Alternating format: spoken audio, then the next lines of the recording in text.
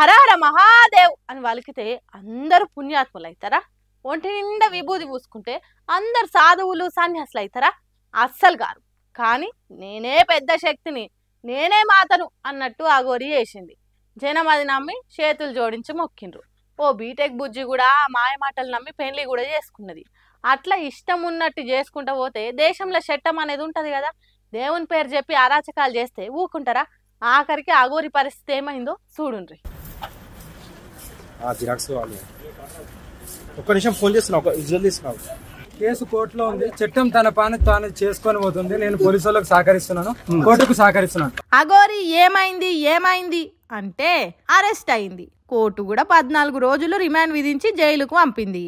కపాలంలో అన్నం తిన్నా అని చెప్పుకున్న అఘోరి ఇప్పుడు జైల్లో షిప్పకూడు తినాల్సి వస్తున్నది. చాలా దిక్కులల్లా చాలా మంది ఆ అఘోరి చేస్తున్న పనులు చక్కగా లేవని చెప్పిండ్రు. హిందూ మతాన్ని అడ్డం పెట్టుకుని అంత ఆగం చేస్తున్నది. ఆ అఘోరిని అట్లెందుకు సర్కార్ వదిలిపెట్టింది అని అడిగిర్రు చాలా మంది.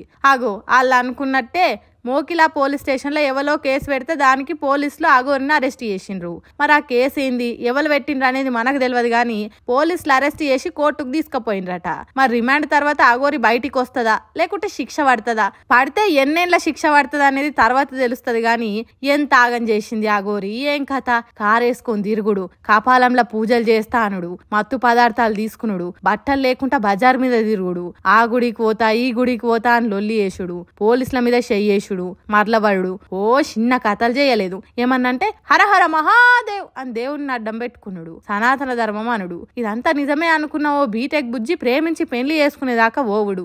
అబ్బా ఏందిరా ఈ అఘోరి గోల, యూట్యూబ్ నిండా అడ్డమైన వీడియోలే ఉంటున్నాయి అని జనాలు నెత్తి పట్టుకునే కథ అయింది. అందుకే ఆ కేసు పెట్టిన వాళ్ళు ఎవరో చాలా మంచి పని చేసిండ్రు. కమ్సే కమ్ ఓ 10 ఏళ్లు బయటికి రాకుండా చేయాలని కోరుతున్నారు. అఘోరి అనేది ఉత్త డ్రామా తప్ప ఇంకోటి కాదనేటోళ్ళు.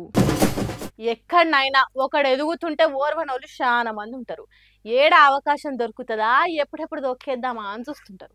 అది సినిమాలలోనైనా, సీరియల్ అయినా, వ్యవసాయంలో అయినా, విద్యారంగంలో అయినా, ఏడైనా అంతే ఉంటది కథ. కొందరు బాధ తట్టుకోలేక లోపల కుమిలిపోయి పని మానేస్తే ఇంకొందరు బయటికి వచ్చి నిజాలు బయట పెడతారు. అట్లనే గీ అక్క కూడా ఆమెకి ఏదో బాధ వచ్చిందట, చెప్తుంది ఇందాం పాన్రి. చెప్పక్క నీకు వచ్చిన కష్టం ఏంటి? ఇదంతా ఇప్పుడు కోపంతో చెప్తుందేమని కానీ కాదు, ఉన్నప్పుడు నేను చెప్పలేను. కానీ ఎలిమినేట్ చేశాక నాకు ఆ ధైర్యం వచ్చింది అంతా చెప్పడానికి. సో జడ్జెస్ గురించి కానీ అక్కడ ఆ ప్రొడక్షన్ వాళ్ళు ఎలా ట్రీట్ చేశారని కానీ నేను అంతా దీనిలో బయట పెడతాను. కాదక్క, నువ్వు ఎలిమినేట్ అయినందుకు ఆ బాధ తట్టుకోలేక ఇట్లా మాట్లాడుతున్నావా ఏంది? సో ఈ వీడియో చేద్దాం అనుకునే ముందు చాలా మంది ఆపడానికి వచ్చారు నన్ను ఈ మ్యూజిక్ ఫీల్డ్ నుంచి. బికాజ్ నీ కెరియర్ ఎఫెక్ట్ అవుతుంది. సరే, నీకు అన్యాయం జరిగింది చెప్తున్నావు. ఇట్లా చేస్తే నీ భవిష్యత్తు ఏం కావాలి? ఎవరన్నా అవకాశం ఇస్తారా కోపంతోని? నీకు మంచి ఫ్యూచర్ ఉంది, ఎందుకు పాడు చేసుకుంటావు చాలా మంది ఆపడానికి ట్రై చేశారు. కానీ నేను ఇంకా డిసైడ్ అయ్యాను నాకు మ్యూజిక్ ఫీల్డ్ కి సంబంధం ఉండదు అని. బికాస్ ఇంత ఇండస్ట్రీస్ జరిగేటప్పుడు నాకు ఉండాలని లేదు. పాడుతుంది రియాలిటీ షోస్ అనే కాదు, దాని బయట కూడా చాలా జరుగుతున్నాయి. అసలు ఆడ పెద్ద పెద్దోళ్ళు ఉంటారు కదా, వాళ్ళు కూడా అట్లనే ఉంటారా? తెలియక అడుగుతున్నాం, చెప్పు. కీరవాణి సార్ గురించి మాట్లాడదాం. అఫ్ కోర్స్ నాకు చాలా హేట్ వస్తుంది దీనికి మాత్రం, and I'm ready for it because I don't care. అసలు వెడ్డింగ్ షోస్ చేసే వాళ్ళు నా దృష్టిలో సింగర్సే కాదు, నాకు చాలా అసహ్యం. It's like you're disrespecting music అని మాట అన్నారు. చాలా చాలా బాధ అనిపించింది. అదేంటి అంత స్టేజ్ లో ఉన్నాయని ఇలా మాట్లాడారేంటి అని. గిట్లా పాడుతా తీయగానే పెద్ద సింగింగ్ షోలు అవుతున్న రాజకీయాలు గిట్లున్నాయట. నా జిందగీ బర్బాద్ అయినా సరే వేరేటోళ్లకు నా లెక్క అన్యాయం జరగొద్దని సింగర్ ప్రవస్తి బయటికి వచ్చి నిజ నిజాలు పబ్లిక్ తోని వంచుకుంది. ఇక ఇట్లా చెప్పినాక వాళ్ళు ఊకుంటారా?